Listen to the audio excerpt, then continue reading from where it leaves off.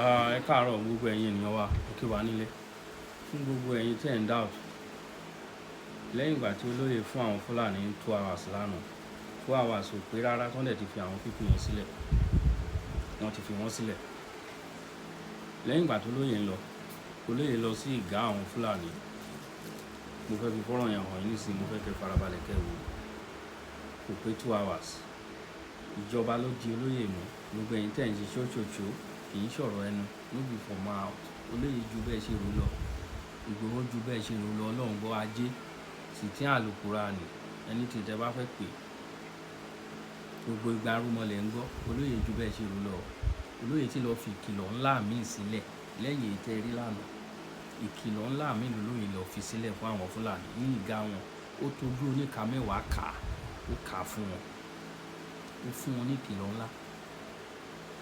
mo fẹ́ kẹ́ wo fídíò kò pọ̀ rárá mi ò fẹ́ kó pọ̀ bó ṣe jẹ́ nìyẹn ẹ bá wa ṣe ẹ̀ olóyè ju bẹ́ẹ̀ ṣe rò lọ ẹ̀dẹ̀ máa rí bẹ́ẹ̀ bẹ́ẹ̀ ìjà ẹkùn iṣẹ́ ti bẹ̀rẹ̀ wọ́n ti tọ́jà ẹkùn mo sọ lánàá pé ebi ń pa wọ́n ọ̀rọ̀ wọn dàbí láyọ̀n tó wọ́n fún lóúnjẹ ni ẹ bá wa wo fọ́nrán yìí. ẹ bá mi sọ fún pé bí mo ṣe wáì mi ò bá jà wá àlàáfíà mo bá wá ohun tí ń ṣẹlẹ̀ ń gbòó mi ò fọwọ́ sí kán pé gbogbo àwọn èèyàn wọn pátápátá jíjí gbé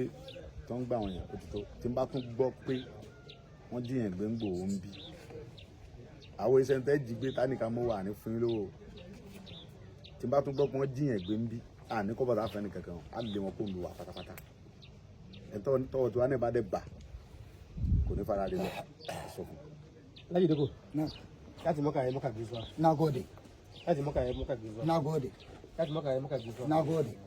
Láti bai so da fada ba. Alhamdulillah. Ba mu son faɗa mu. Láti bai so da fada ba. Ba mu son faɗa mu. Abin da yake so, Na'am. ka tara mutanen ku. Duhula ne, gaba daya. Da ke na wanga namu. Wani yake cikin buhun ka, ku yi mitin. Aka sake doki mutanen mu. Láti musu doki kayan ku wuce. Ya sake dawowa aka doki mutanen mu. A kuma sala. ṣùgbọ́n tó ń bá ti jíyàn gbé mọ́ tí ò sí wàhálà kankan mọ́ àwa náà fọ́ kọ́mọ gbé lálàáfíà kọ́mọ ṣiṣẹ́ wọn. Ya ce maka hada maka ko ba sake doka mutane ba saboda ya fi so babu wani wahala Allah ba mu zaman lafiya. kuma aka sake doke mutum don gari ga du kula da yake cikin gari ga Kẹ̀lẹ́ sọ fún gbogbo àwọn Fúlàní tó wà wá sọ láàrin fún un pé mo ní kó pe àwọn ọmọ rẹ̀ wọ́n ń fi ẹ̀sùn kan àwọn ọmọ rẹ̀ pé àwọn náà ń jíyàn gbé wọ́n sì ń jalè kó pe àwọn ọmọ rẹ̀ sí àkíyèsí tó lágbára láti àtìkò yìí òní ní 20 June 2026 láti èní yìí lọ ń gbọ́dọ̀ gbọ́mọ́. Alhaji Na'am. ya ce maka yaranka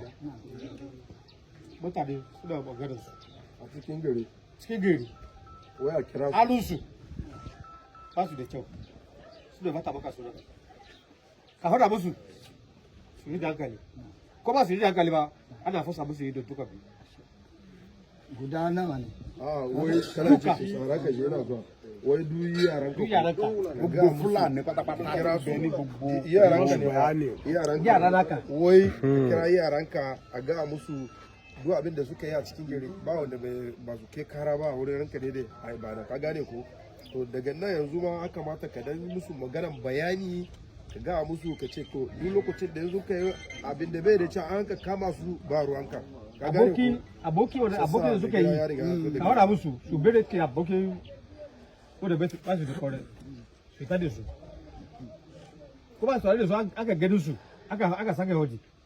a gobe tira wai duk yaran nan kuma ma yan ka da wani aboki a cikin gari ma ko ina ma ko daga igbaci ne in sun ka zo wajen su ka kira su yaran ka ma ka ga ma yaran ka kada su yi wannan abu ma in sun kai wannan abu mai gida ya ce sai su yi banna nan a cikin gari ka gane ko ya sa èyí tí mo sọ fún yẹn wai abin da wanda ya ga maka òun ni gbogbo wai ka ji magana shi na ji magana shi wai ka ji na ji magana shi wai bai tabbata na ji magana shi bayan kan da ya ce tí mo bá tún wallahi na gbọ́ ji pé magana shi wọ́n díyàn kuma gbé duk yadda mutane suka jin tsoron shi ka ji abin da ni jin tsoron shi ka ji magana ka ji abin da ranka da ya ce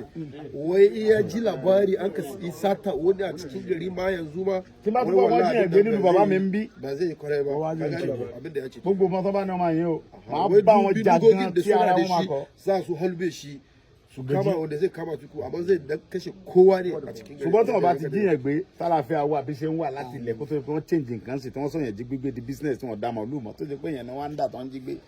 wàhálà ni ṣùgbọ́n tí wọ́n bá ti sí yẹn àlàáfíà wai kálukọ́ mọ́ sí ba sẹ́rẹ̀. wani in ba wani abun ba wani masalla ba abin da ranka da ya ce kenan wai kowa ya dan zauna nashi amma abu ya haru a cikin gari ma shi zai zo ya kawo wannan babban surutu ma a zuwa yi bura'u ba abin da ranka da ya ce kenan Allah tsare Allah tsare na gode na gode na gode na gode na gode minti biyu to yanzu kamar wannan bayanin da ya zo ina ji ya yi gaya man kasan nan gidana ne eh kuma abokin shi ya sai man wurin muka zauna lafiya ó ní ó ní ọ̀rẹ́ òun náà lọ ta ó ní ọ̀rẹ́ yín ọ̀rẹ́ ló fóun ní màálù ilé òun ni mọ́tà fún un ó ní ilé òun èmi mọ̀ òun sì ti wá bí ẹni tó fún níbí ọ̀pọ̀ mi ò jiyàn pé ẹni tó fún bí òun ni fọ́mọ alága wa ní ìbò wọ́n á máa gbọ́n tí mo fẹ́ sọ fún ó gbàgbé ẹni tó fún bí o èmi lè lè kó bí ó gbàgbé ẹni tó fún bí èmi Sunday Igboho lèmi ń sọ̀rọ̀ fóun àlàáfíà ni mo fẹ́ ń gbò ó ń bí àlàáfíà ni mo fẹ́ daga bangare na akwai shi kájọ mọ gbé fún wọn gbé pẹ̀lú àwọn fámìlì mi ń bí lálàáfíà ni o lálàáfíà bá ti wà wọn ò dẹ̀ gbọ́dọ̀ boko àwọn ẹnì kankan jẹ́ mọ́ wai kana sanu ya je shiga wani cikin daji Magwaro boko jama'a. ya je ci a kawo karan da kuma a kira ranka daidai a ibada a ga abin ya ji abin da ba zai jin daɗi ba abin da ya ce ìjọba bàbá Bọ́lá Ahmed Tinubu ìjọba bàbá Bọ́lá Ahmed Tinubu bá sọ fún ó fi òfin gba yẹn kéèyàn gbé níbi tó bá wù Nàìjíríà àwa náà níta náà fọwọ́ sí ṣùgbọ́n ọ̀tọ̀ bá ti wá ní òní bá wa fi àlàáfíà gbé ẹ mọ̀ jí wa gbé ni ẹ mọ̀ pa wá ẹ mọ̀ polóyún pa kúkúrú pa gígùn ẹ nílé bá wa gbé ẹ kò mí àwọn ọ̀dẹ Ìgbòho dẹ̀ rẹ̀ àgbẹ̀là iṣẹ́ òkú làwọn bàbá tí wọ́n ń ṣe ń bí ẹ lè jí wa gbé kẹrin amó àló tá a fún yín ẹ fìlú wa lẹ̀ ni ẹ dẹ̀ nífẹ̀ẹ́ ara rẹ lọ pàápàá sọ fún ẹ bá ń ṣèdè fún ẹ ṣàwùjọ ẹ. ọmọ sọ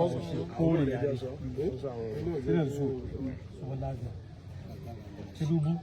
zai so su bi lahiya kowa da kowa buhari in rubutu zai so su bi lahiya a kore shi za a kore shi a cikin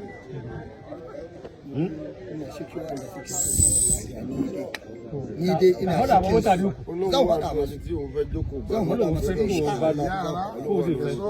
zan faɗa masu zan kira mitin kamar yadda aka zo gidan ẹni kò pè mí tì kó kó gbogbo àwọn ọmọ wọn kó bá wọn sọ̀rọ̀. kowa ya ga fuska na ina ji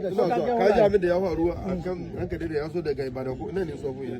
ka san ai sata wani na ji kuma uku an na ji labari ai sata wani Na ji yaro labari. kananan yaro ne wani da cijo ai sata su kuma ba su san wurin da sun kaje da shi ba akwai lokacin da an kai sata mutum uku a can Igbo ko ba haka ba an kai musu kudi ma an kashe guda mai ciki ma ciki an kashe shi na ji ka ji labari labari. lo Na ji. bule ne lo to Na ji. to ke ma yanzu ka san in wannan su yaranka duk abokin da yana da shi ko ina ma kamata daga nan yanzu ma ka ga musu in ka so ka kore su ma ka kore su ba abin nan ka san kai da ci ka san wannan abu shi zai kawo maka kai da cijo ne kuma haka ba to yi yaro kanana ya ji an kawo maka abin da bai da cewa ka san kai da cijo za ka kama kuma haka ba za ka kama kuma ga su gaban mu yanzu na kuma ina haka ba. yaro ko guda ai ni kaɗai ne a To, in ban da wannan yaro yanzu ba ma wani ga su gaban Najeriya ba ko ba haka ba san da Igboho shine ko Obanwa ne bai zan shi ba cikin gari na sani duk wanda zai zo ya mutu ne in bai zan shi ba na sani a ga ba haka yake kaga daga ganin shi guda duk inda na ganci ko hoton shi wallahi zan gane shi na san kowaye ne na san kowaye ne amma kaga maka nan gari cikin kaju ka gaya mashi kuma wajen na kuma ba mu so ko guda mu akwai labarin wanda ya ji an dawo kuma wai an jan dawo da wani yara na ne suka kunshe shi yara na ba yaran ka bane ba yaran shi bane su abin ga su mai horo tare suka je suka bayyana su horo tare suka je suka bayyana ba yaran ka bane